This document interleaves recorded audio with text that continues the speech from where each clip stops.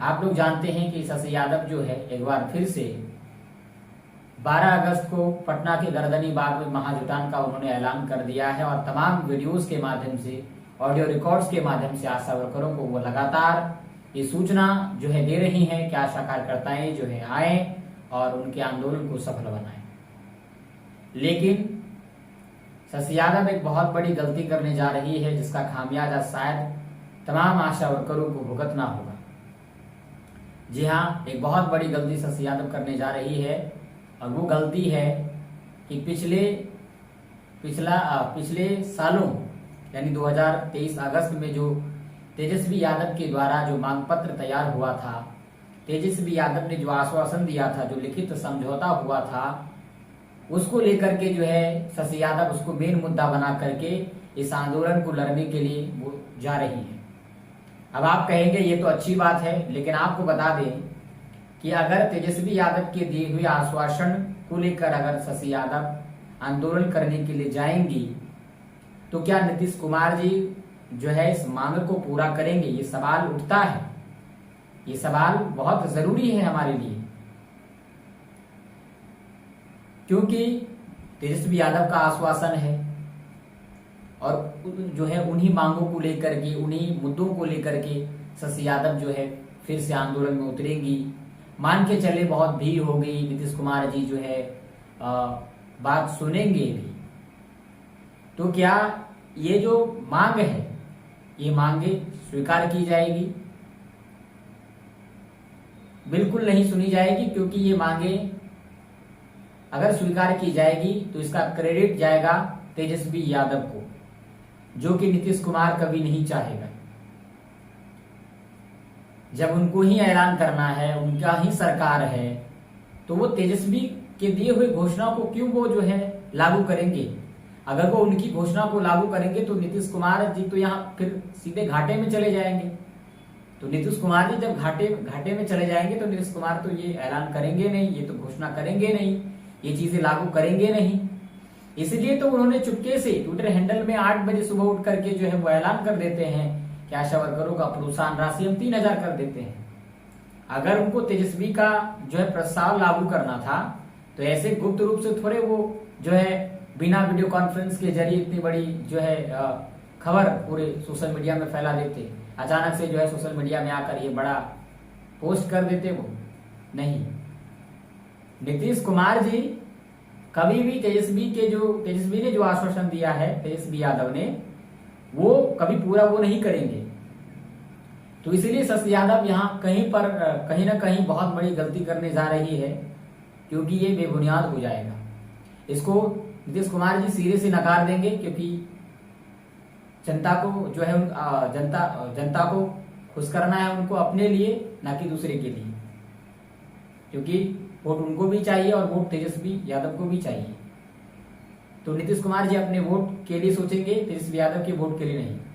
तो इसलिए तेजस्वी यादव द्वारा जो आश्वासन दिया गया है वो तेजस्वी की सरकार बनने के बाद, अगर वो सरकार बनती है और चुनाव के बाद, यानी अगर चुनाव हुआ और तेजस्वी की सरकार बनी, तो फिर ये मांगे तेजस्वी तक पहुंचाने का कोई फायदा है, या फिर इन मांगों को लेकर के, इस प्रस्ताव को लेकर के आंदोलन करने का कोई फायदा है।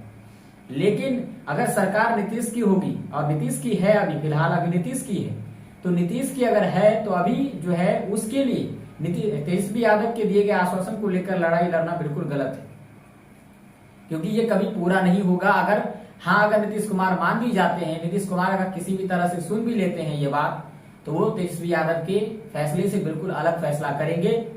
हो सकता है कि तेजस्वी यादव ने जो कहा है उनसे भी बढ़कर कर दे, क्योंकि उनको किसी भी हालत में ये जो 1 लाख आशा वर्कर्स हैं, ये 1 लाख वोट दूसरी तरफ जाने नहीं देना चाहेंगे। तो वो घोषणा भी अगर करेंगे तो अपनी तरफ से कोई घोषणा करेंगे और बड़ा घोषणा कर सकते हैं। तेजस्वी यादव की घोषणा को वो लागू कतई नहीं करेंगे। इसलिए 12 अगस्त को जो शशि यादव जो है तेजस्वी यादव के उस मांग को लेकर के आंदोलन करने जा रही है, ये मैं कहीं ना कहीं इसको थोड़ा गलत मानता हूं, जो कि क्योंकि जिस सरकार से आपको आश्वासन मिला था वो तो अभी है ही नहीं। तो इसीलिए नीतीश कुमार जी तो सीधे कहेंगे कि स्वास्थ्य मंत्री जाने, स्वास्थ्य मंत्री उस समय था तो वो जाने, वो आश्वासन दिए वही पूरा करेंगे।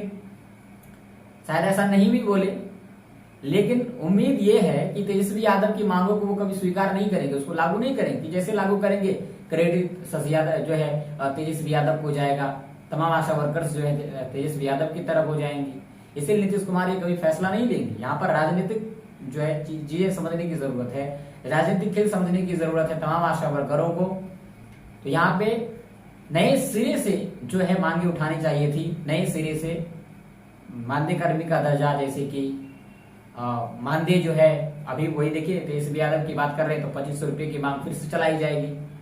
2500 रुपये अभी की महंगाई से उस समय भी जो 2500 रुपये की मांग रखी गई थी बहुत गलत था, और उसी 2500 रुपये को लेकर फिर से बातें चल रही है कि 12 अगस्त को हम लोग जो है हड़ताल करेंगे। तो ये तो महंगाई के हिसाब से 2500 रुपया कुछ भी नहीं है।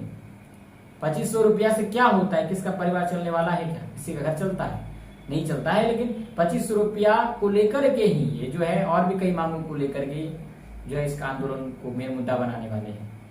आशा कार्यकर्ताओं का जो है इस्तेमाल करके ये जो है इसी आंदोलन को, इन्हीं मांगों पर वो जोरदार प्रदर्शन करने वाली है। जबकि उनको नए सिरे से नई मांगों को लेकर नीतीश कुमार जी के पास जाना चाहिए था, नीतीश कुमार के खिलाफ आंदोलन करना चाहिए था। आंदोलन तो बहुत जरूरी है, ये तो सच है कि आंदोलन बहुत जरूरी है, अंतिम आंदोलन बहुत जरूरी है। इस बार आपको आंदोलन में आपको जाना चाहिए, लेकिन मांगे नए सिरे से होने चाहिए था। जैसे कि मानदेय कर्मी का दर्जा आपको मिले, कम से कम 15,000 रुपया मानदेय घोषित करे, रिटायरमेंट पेंशन का लाभ मिले, आयु सीमा बढ़ाई जाए, और जब कोई रिटायर होता है तो उनके फैमिली में अगर कोई एलिजिबल है तो उसके बदले में उसको बहाली किया जाए। इन चीजों इन जो है मांगों को लेकर नए सिरे से आंदोलन करने से कोई फायदा होगा, ना कि पिछले मांगों को लेकर आंदोलन करने से फायदा होगा, क्योंकि सीधे नकार देंगे नीतीश कुमार जी। और उस समय फिर क्या करेंगे नीतीश कुमार जी, ये कहना काफी मुश्किल है। लेकिन मेरा मानना है कि अभी आंदोलन जब हम नीतीश कुमार के विरोध में कर रहे थे तो नीतीश कुमार ने ये जो 3000 किया है, इसके विरोध में अगर हमें करना है तो हमें मेन मुद्दा ये उठाना चाहिए था कि 3000 से किसी का परिवार नहीं चलता है। 3000 से क्या होगा, कम से कम 15,000 मानदेय चाहिए, मानदेय कर्मी का दर्जा चाहिए, हमें प्रोत्साहन नहीं चाहिए, हमें मानदेय चाहिए, और हमें जो है रिटायरमेंट पेंशन चाहिए। इन मांगों को लेकर जो है मैदान में उतरना चाहिए था। लेकिन देखिए, आप लोग अपना फैसला कीजिए कि आप लोग क्या सोच रहे हैं इसके बारे में। ये विचार, मैं अपना विचार आप लोगों के साथ साझा कर रहा हूं, लेकिन आप लोग इसके बारे में क्या कह रहे हैं, आप लोगों के क्या विचार हैं, आप लोग जरूर साझा करिएगा। हमें इससे बहुत ही सीख मिलती है। तो प्लीज आप लोग अपने विचार जरूर साझा कीजिएगा। मैंने जो बातें कही है क्या वो सही है या फिर मेरी बातें गलत है। अगर आप गलत भी बोलेंगे तो मुझे बुरा नहीं लगेगा, क्योंकि मैंने अपने विचार साझा किए हैं।